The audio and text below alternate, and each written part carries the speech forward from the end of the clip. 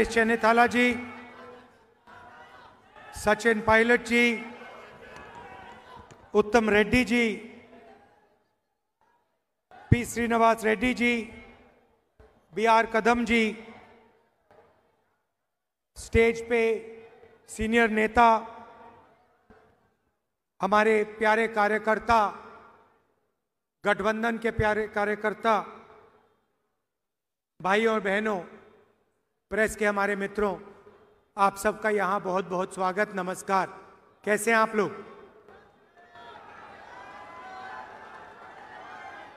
कांग्रेस के कार्यकर्ताओं का मूड कैसा है? सुनाई नहीं दे रहा भाई? ठीक है बब्बर शेर? आप हमारा मैसेज जनता तक पहुंचाते हो और बाकी पार्टियां जो गठबंधन में हैं उनके भी कार्यकर्ता मैसेज पहुंचाते हैं। तो शुरुआत में विचारधारा से करना चाहता हूं। ये दो विचारधाराओं की लड़ाई है। एक तरफ कांग्रेस पार्टी, इंडिया गठबंधन, और दूसरी तरफ बीजेपी और आरएसएस। लड़ाई संविधान की है। अब मैंने सुना कुछ दिन पहले प्रधानमंत्री ने कहा कि ये जो संविधान मैं अपने हाथों में पकड़ता हूं ये खाली है। तो मैं उनको कहना चाहता हूं, नरेंद्र मोदी जी, आप इस संविधान को समझे नहीं हो। इस संविधान में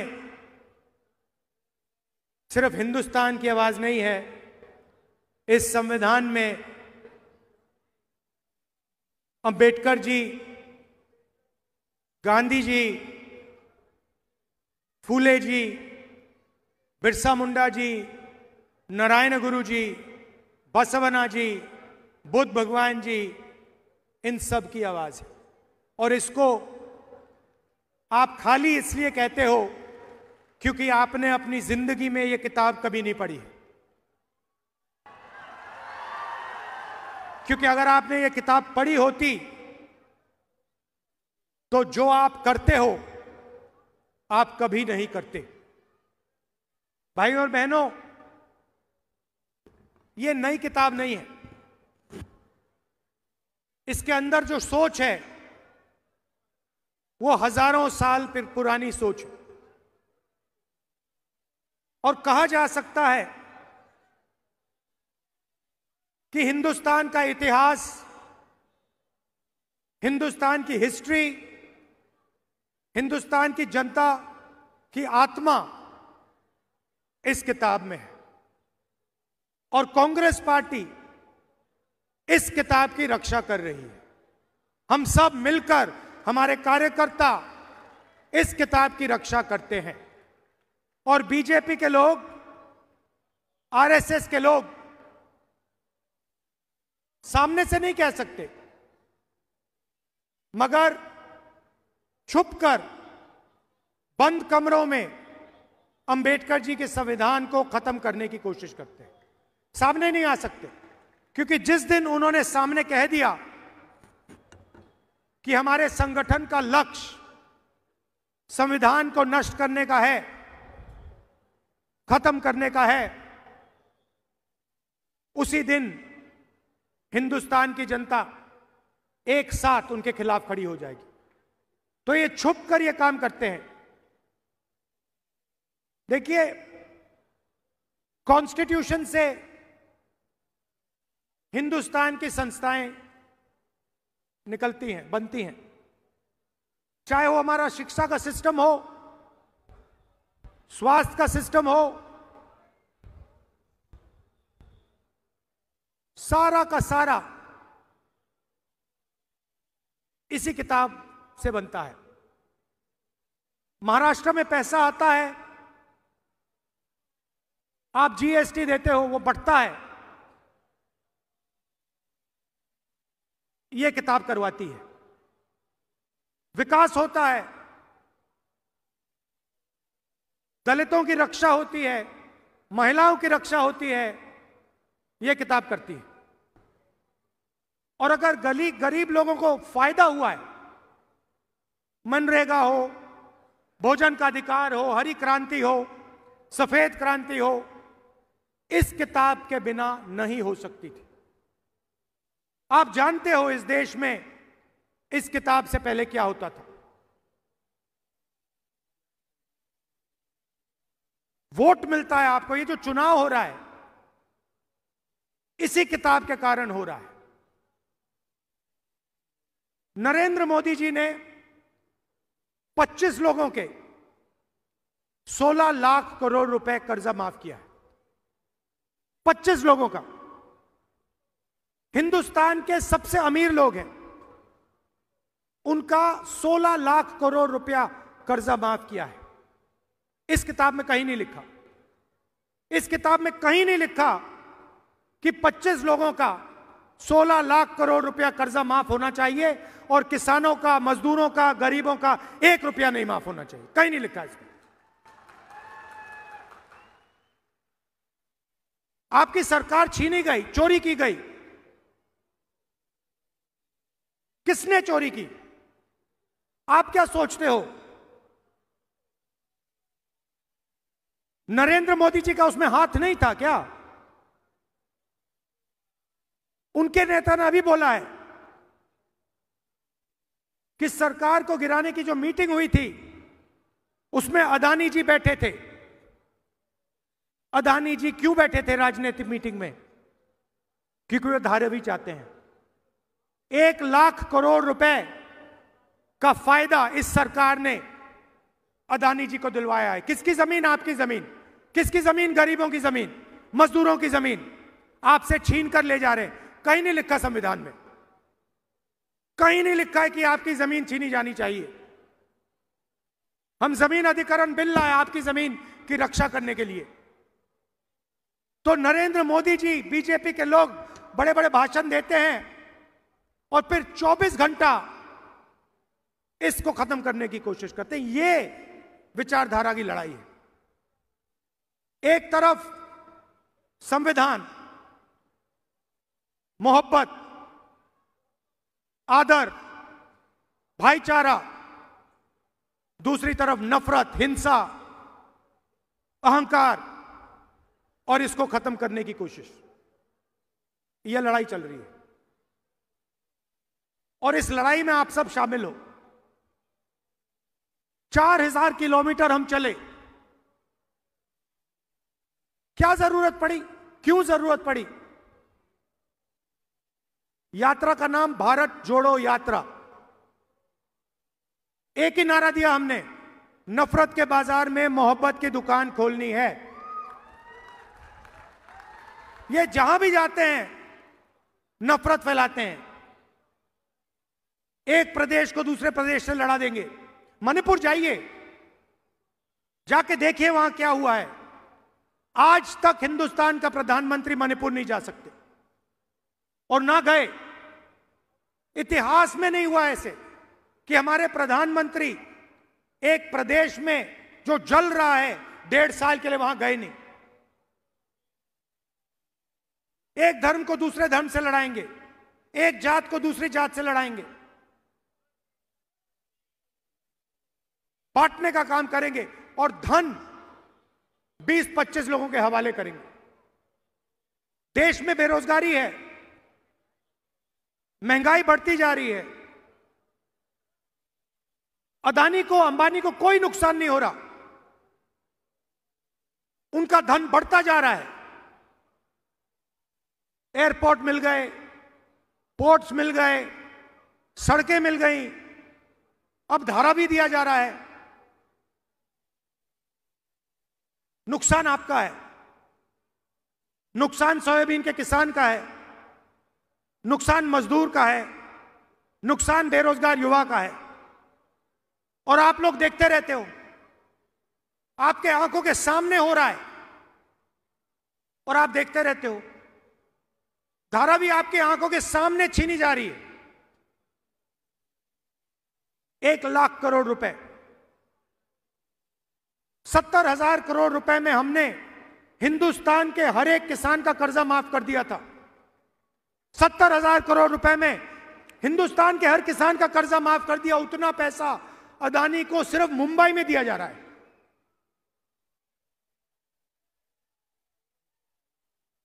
तो मैंने पार्लियामेंट में एक बात साफ कर दी। मैंने सवाल पूछा नरेंद्र मोदी से, नरेंद्र मोदी जी, आप जाति जनगणना क्यों नहीं कराना चाहते हो? पार्लियामेंट में उनके सामने पूछा मैंने। और आज मैं थोड़ा सा आपको जाति जनगणना के बारे में समझाना चाहता हूं। भाइयों और बहनों, देश में 15% दलित आबादी है, 8% आदिवासी हैं, 50% कम से कम पिछड़ा वर्ग है और 15% माइनॉरिटी है। कितना होता है? कितना बनता है? 15, 8, 50 और 15 कितना हुआ? कितना हुआ? ठीक है, ये है आपकी आबादी। अच्छा, सचमुच में पिछड़े कितने हैं किसी को नहीं मालूम। हम कहते हैं कि तकरीबन 50% है, मगर सच्चाई किसी को नहीं मालूम।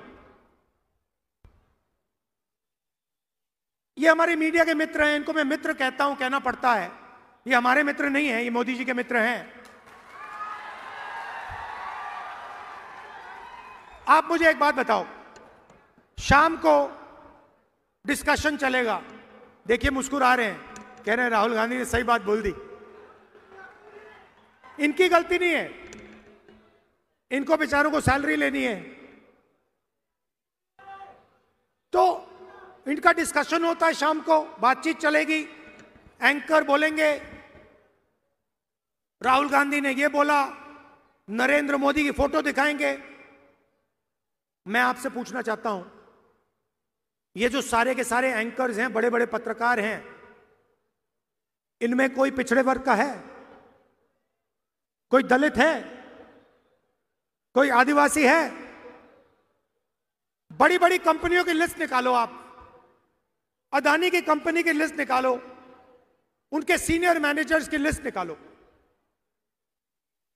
200 सबसे बड़ी कंपनियों के मालिकों के नाम लो। मैंने किया है। और नाम में मुझे एक पिछड़े वर्ग का व्यक्ति दिखा दो, लिस्ट में एक पिछड़े वर्ग का व्यक्ति का नाम दिखा दो, एक दलित का नाम दिखा दो, एक आदिवासी का नाम दिखा दो। है ही नहीं।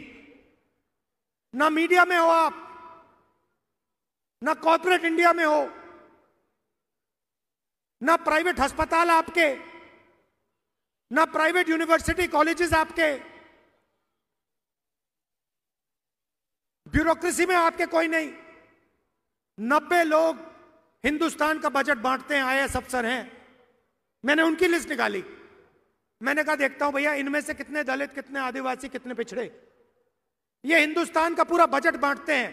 जो आप पैसा जीएसटी में देते हो, जेब से निकालकर शर्ट खरीदते हो जीएसटी, पैंट खरीदते हो जीएसटी, मोबाइल फोन खरीदा जीएसटी, जितनी जीएसटी अदानी देता है उतनी आप देते हो।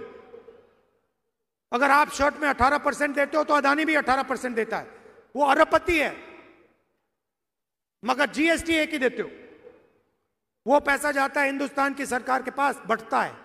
कौन बांटते हैं? मक्खन कौन बांटते हैं? 90 अफसर बांटते हैं। भाई और बहनों, मैंने लिस्ट निकाली।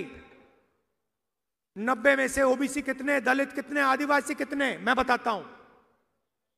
90 में से एक आदिवासी है। और अगर 100 रुपए बंटते हैं बजट में, तो आदिवासी अफसर 10 पैसे बांटते हैं। 8% आबादी, 100 रुपए में से 10 पैसे भागीदारी। दलित है 15%, भागीदारी होनी चाहिए 15%। बजट बढ़ता है, दलित अफसर 3 हैं, 100 रुपए में से 1 रुपया उनका, दलित अफसर 100 रुपए में से 1 रुपया बांटता है। आबादी 15%, भागीदारी होनी चाहिए 15%। 100 रुपए में से 1 रुपया, 1%। और हमारे पिछड़े भाई जो हैं 50% उनकी आबादी है, पता नहीं शायद 50 है, 55 हो, 60 भी हो सकती है। उनके 3 अफसर बैठा रखे हैं। और जिनकी 50% आबादी है, 50% आबादी है, 100 रुपए में से 5 रुपए उनके, 100 रुपए में से 5 रुपए उनके। आबादी 50% से कम नहीं है, भागीदारी 5, 100 में से। तो अगर आप दलितों, आदिवासियों, पिछड़ों को जोड़ दें तो 100 रुपए में से 6 रुपए 10 पैसे आपके। बात समझिए, आबादी आपकी 90%, भागीदारी आपकी 100 रुपए में से 6 रुपए 10 पैसे। और सारा का सारा पैसा, सारा का सारा फायदा उन्हीं 15-20 लोगों को जाता है, आपके जेब से निकलता है, आपको शायद पता भी नहीं लगता। किसान खेती करता है, खून पसीना दे देता है, फिर जाकर बच्चे के लिए टी शर्ट खरीदता है। शायद उसे यह भी नहीं मालूम कि जितना टैक्स वो दे रहा है उतना ही टैक्स अदानी उसी टी शर्ट के लिए अपने बच्चे को अगर खरीदता, अपने बच्चे के लिए खरीदता तो उतना ही टैक्स वो दे रहा है। वो अरबपति है, उसके लाखों करोड़ रुपए माफ हो रहे हैं, उसको धारा भी दी जा रही है, मगर टी शर्ट खरीदेगा अपने बच्चे के लिए तो जितना टैक्स हिंदुस्तान का सबसे गरीब किसान देगा उतनी टैक्स वो देगा। क्या मतलब है इसका? कहीं नहीं लिखा है इसमें लिखा है सब समान है। इसमें लिखा है कि अगर अरबपतियों का कर्जा माफ होगा तो किसानों का भी कर्जा माफ होना चाहिए।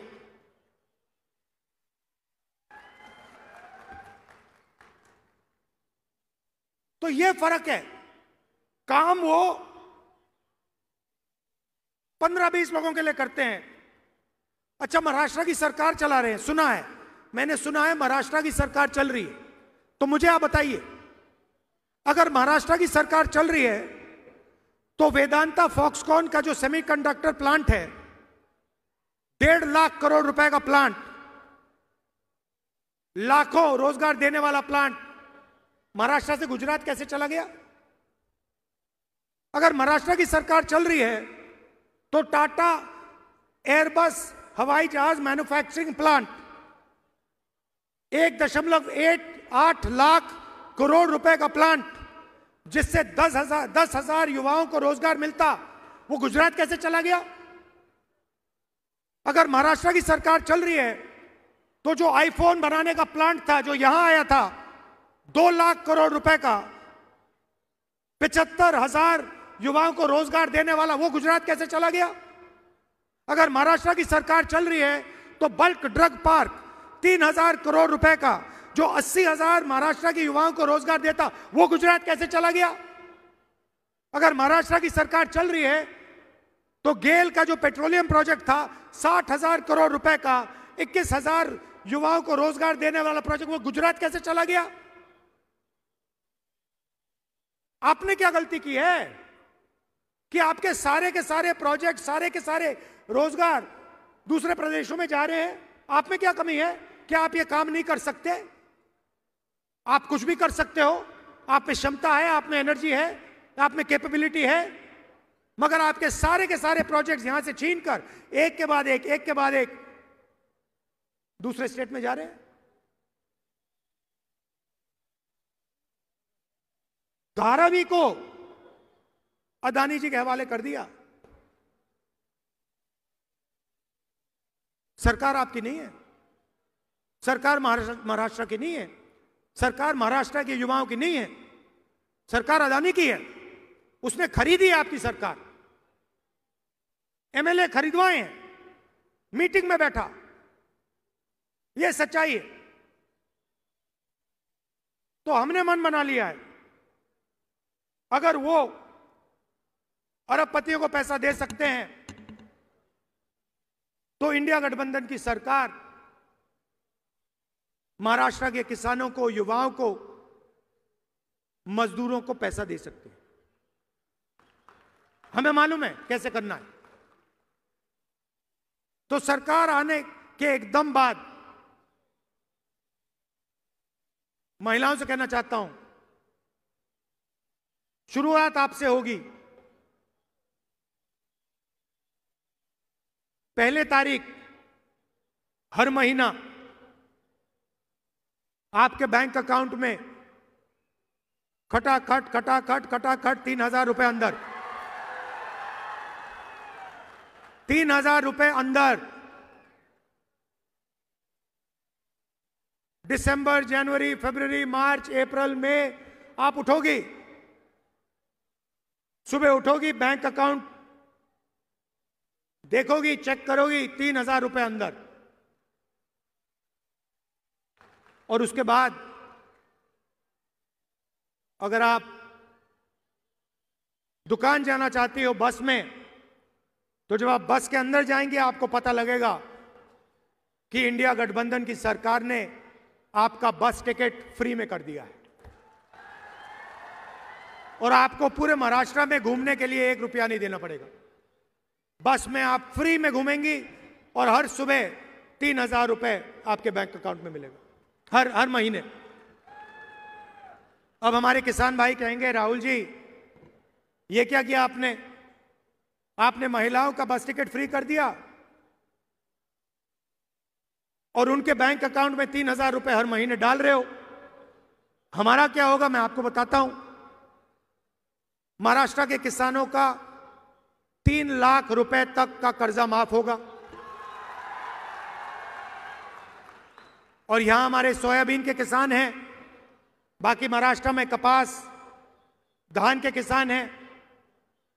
आपको सही एमएसपी मिलेगी, सही दाम मिलेगा आपकी मेहनत के लिए। कास्ट सेंसस की मैंने बात की,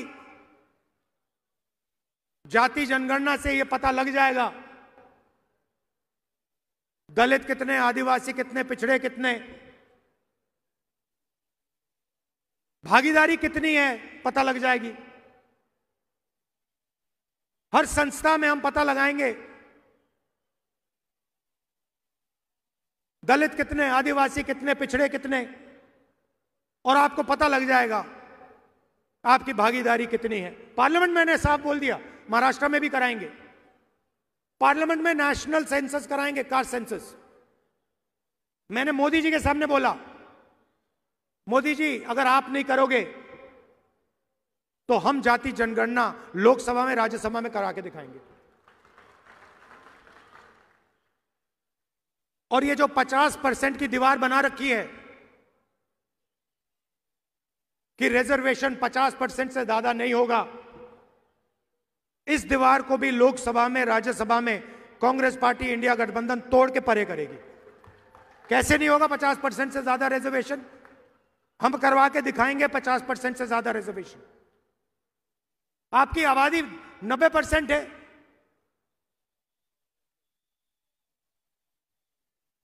भागीदारी भी होनी चाहिए।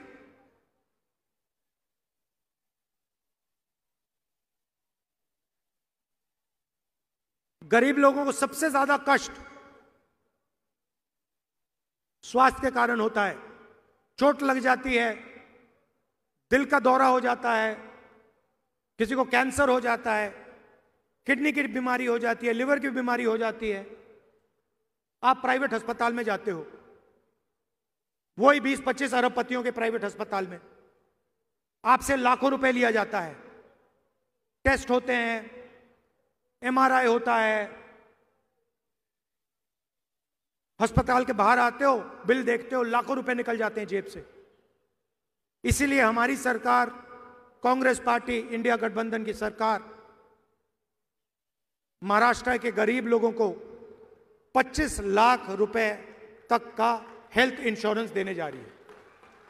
आप बीमार हो गए गरीब से गरीब किसान, बेरोजगार युवा, गरीब से गरीब मजदूर बीमार होगा, आप अस्पताल में जाओगे, स्टेंट लगवाओगे, वाल्व बदलोगे, ट्रांसप्लांट कराओगे, 25 लाख रुपए सरकार आपको इलाज के लिए देगी। तो जो आपको कर्ज लेना पड़ता है वो आपको नहीं लेना पड़े। हमारी सरकार गरीबों की सरकार है, अदानी अंबानी की सरकार नहीं होगी। और ये सोच रहे हैं कि धारावी फ्री में ऐसे ही ये अदानी जी को मिल जाएगा। इनको मालूम नहीं कि महाराष्ट्र की जनता, कांग्रेस पार्टी, राहुल गांधी यहां इस साइड खड़े हुए हैं, ऐसे नहीं मिलने वाला। ये महाराष्ट्र के गरीब लोगों की जमीन है, उनकी मेहनत की जमीन है। हम जमीन अधिग्रहण बिल लाए थे, हम किसानों की, गरीबों की रक्षा करते हैं, इसीलिए पूरा का पूरा सपोर्ट नरेंद्र मोदी जी को दिया जा रहा है। दोस्ती है उनकी। सरकार आपकी इसलिए गिराई गई। अदानी जी मीटिंग में बैठे थे, साफ बोला है। क्यों बैठे थे मीटिंग में? धारावी 1 लाख करोड़ रुपए के लिए बैठे थे मीटिंग में। आपकी जमीन, आपका भविष्य और युवाओं के लिए जो नरेंद्र मोदी जी ने बेरोजगारी फैला रखी है सब जगह, स्मॉल मीडियम इंडस्ट्री बंद कर दी, किसानों को सही पैसा नहीं देते, सही दाम नहीं देते, जीएसटी, गलत जीएसटी लागू कर दी, नोटबंदी लागू कर दिया। ये हथियार हैं। आप ये मत सोचिए कि ये योजनाएं हैं। ये छोटे व्यापारियों को मारने के हथियार हैं, ये किसानों को मारने के हथियार हैं। तो रोजगार पैदा ही नहीं होता। तो इसीलिए हमने कहा है कि 2.5 लाख सरकारी नौकरियां जो महाराष्ट्र की सरकार ने आपको नहीं दी हैं, वो हम चुनाव जीतते ही 2.5 लाख नौकरियां महाराष्ट्र के युवाओं को दे देंगे। हर जात को, गरीब से गरीब लोगों को। और 4,000 रुपए हर महीने अलाउंस जो हमारे बेरोजगार युवा हैं उनको उस दिन तक मिलेगा जब तक वो बेरोजगार हैं। भाइयों और बहनों, जो मैंने शुरुआत में बात बोली थी, लड़ाई अंबेडकर जी के संविधान को बचाने की है। फूले जी, नारायण गुरु जी, शिवाजी महाराज, महात्मा गांधी, बुद्ध भगवान, इनकी सोच की रक्षा की लड़ाई है। आप जानते हो कि आरएसएस की सोच इन सब के खिलाफ है। आप जानते हो कि आरएसएस इसको खत्म करना चाहती है। हर गरीब व्यक्ति जानता है कि आरएसएस इसको खत्म करना चाहते हैं। उनके नेता ने कहा है कि ये तो खाली है, ये देखो, ये देखो खाली है, देखो, ये देखो खाली है। उनके नेता कहते हैं कि ये खाली है। ये खाली नहीं है, इसमें हिंदुस्तान की हिस्ट्री है, हिंदुस्तान के महापुरुषों की सोच है। ये है ये किताब, और इसको ये खत्म करना चाह रहे हैं। हम इसको कभी खत्म होने नहीं देंगे, सवाल नहीं उठता। तो ये मैं आपसे कहना चाहता था। आप दूर दूर से आए, कष्ट उठाया आपने, इसके लिए मैं आपको दिल से धन्यवाद करता हूं। नमस्कार, जय महाराष्ट्र, जय हिंद। धन्यवाद राहुल जी।